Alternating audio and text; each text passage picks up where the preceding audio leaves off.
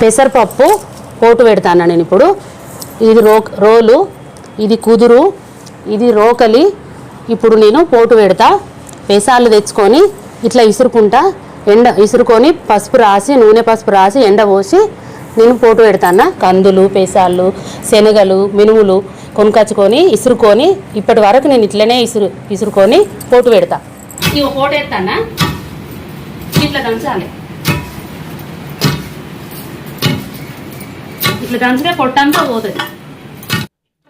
పొట్టుపప్పు అందరం ఇలానే వేసుకుంటాము. ఇది చాలా బాగుంటుంది.